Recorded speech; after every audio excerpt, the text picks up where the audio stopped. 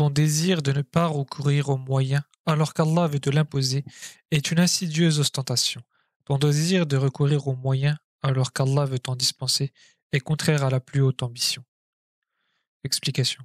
Ton désir de t'affranchir des moyens auxquels Allah te contraint de recourir, comme travailler pour te nourrir ou fréquenter un maître pour t'instruire, au motif qu'au regard de la pureté de ta foi, de l'étendue de tes connaissances et de l'importance de tes dévotions, il serait plus digne de toi d'exercer une activité religieuse plutôt que temporelle. Et un tel raisonnement est de ta part une insidieuse ostentation, car il revient à préjuger de la sagesse d'Allah. Et ton Seigneur sait mieux à qui il convient d'être un prédicateur ou un fidèle, un riche ou un pauvre. Si inversement ton désir est de recourir aux moyens alors qu'Allah t'en a affranchi, comme renoncer à une activité religieuse à laquelle il t'a prédisposé pour une activité profane, au profit que tu t'estimes indigne des prédilections dont Allah t'a gratifié, alors sache que ceci est de ta part un dénigrement de sa bonté pour toi. Ce faisant, tu t'exposes imprudemment à recourir à des moyens dont les rouages t'échappent et à la fréquentation de gens dont tu n'es pas coutumier. Et comme dit l'adage, à force de s'approcher trop près du feu, on finit par y tomber. Les ambitions prématurées ne sauraient abattre les remparts de la destinée. Sache que tes ambitions, aussi louables soient-elles, ne sauraient se réaliser si Allah ne te les a pas prédestinées.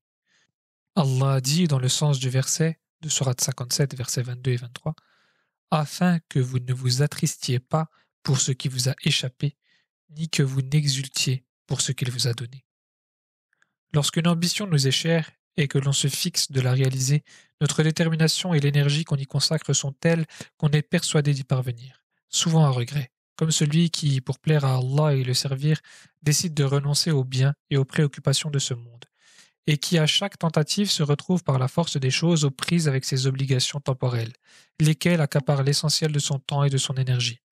Mais en cela, il convient de se résigner et de souscrire à son destin.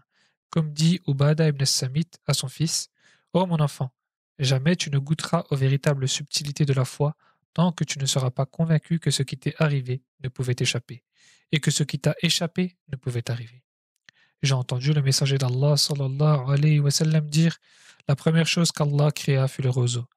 Il lui ordonna « Écris ». Le roseau répondit « Seigneur, que dois-je écrire ?» Allah lui dit « Écris la destinée de chaque chose, jusqu'à ce que l'heure survienne. » Oh mon enfant, j'ai entendu le messager d'Allah sallallahu alayhi wa sallam dire « Celui qui mourra sans avoir été convaincu de cela ne sera pas des miens. »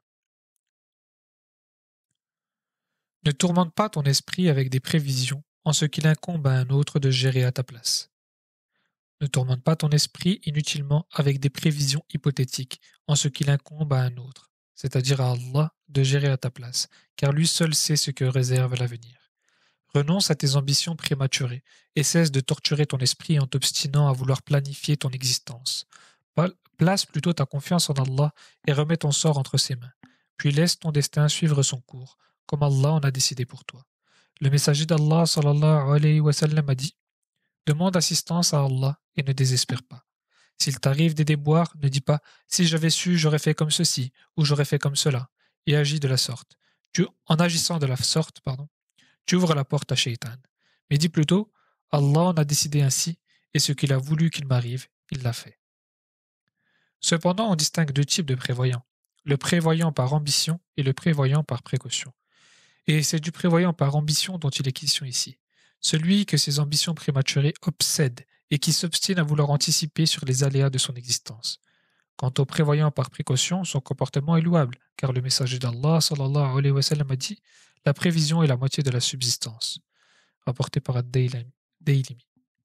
C'est-à-dire que celui qui réfléchit puis s'organise en conséquence en usant modérément de son argent, intensément de son énergie et de son temps libre pour s'adonner à des dévotions, à long terme, un tel croyant est plus assuré de récolter le fruit de ses prévisions.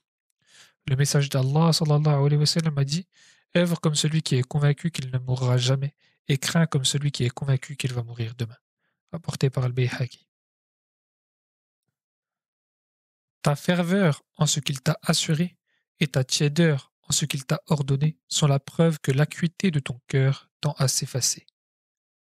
Ta ferveur en ce qu'il t'a assuré, les efforts que tu déploies dans l'obtention de ce que pourtant Allah t'a garanti de bien et de subsistance, et ta tiédeur en ce qu'il t'a ordonné, comparé à la mollesse dont tu fais preuve pour t'acquitter de tes obligations envers lui, sont la preuve que l'acuité de ton cœur, c'est-à-dire ta capacité à discerner l'utile de l'inutile, tend à s'effacer, c'est-à-dire qu'il s'est considérablement altéré. Ne sois donc pas comme celui qui cherche désespérément un objet autour de lui alors qu'il est dans sa poche. Cette vitalité dont tu fais preuve en prévision des aléas de ton existence pour assurer ton bien-être et celui des tiens, utilise-la à bon escient, en consacrant toute ton attention, ton temps et ton énergie comme Allah te l'a ordonné, en étant fervent et assidu dans tes dévotions et tout ce que la raison de ta présence en ce monde implique d'obligations et d'interdits. Le messager d'Allah sallallahu alayhi wa sallam a dit: si vous placiez votre confiance en Allah comme il convient que vous ayez confiance en lui, il pourvoirait à votre subsistance comme il pourvoit à celle de l'oiseau. Il part le matin affamé et il revient le soir rassasié. Rapporté par Ahmed et Tirmidhi. La nature des œuvres s'est diversifiée car les situations se sont diversifiées. La nature des œuvres auxquelles on s'adonne s'est diversifiée, tantôt majoritairement bonnes, tantôt majoritairement mauvaises, car les situations auxquelles on a exposé son cœur se sont diversifiées, et que le corps suit toujours le cœur. Comme a dit le messager d'Allah, sallallahu alayhi wa sallam, n'est-ce pas que dans le corps est un organe qui, s'il devient bon, tout le corps devient bon, et qui, s'il se corrompt, tout le corps se corrompt. N'est-ce pas qu'il s'agit là du cœur? Rapporté par Al-Bukhari et Muslim. Et si la connaissance entre dans ton cœur par la bénédiction attachée aux épreuves et tes invocations, alors tout ton corps obéit. Il se met à prier la nuit et à jeûner le jour. Sa main s'abstient de désobéir et sa langue de médire, etc. Sache que la connaissance est à la fois ce que l'eau est à la végétation. Celui qui régulièrement défriche et arrose son jardin le voit peu à peu devenir luxuriant. S'il cesse de l'arroser et d'arracher ses mauvaises herbes, il dépérit et tombe en friche. Et le cœur est tel que l'a décrit le messager d'Allah sallallahu alayhi wa sallam. Lorsque le serviteur commet un péché, un point noir vient tacher son cœur. S'il se repent, on lui ôte. S'il recommence, le marquage recommence, jusqu'à ce que le noir prédomine dans son cœur. Telle est la souillure dont il est question dans le verset. Au contraire, ce qu'ils ont acquis a souillé leur cœur. Hadith rapporté par Tirmidhi.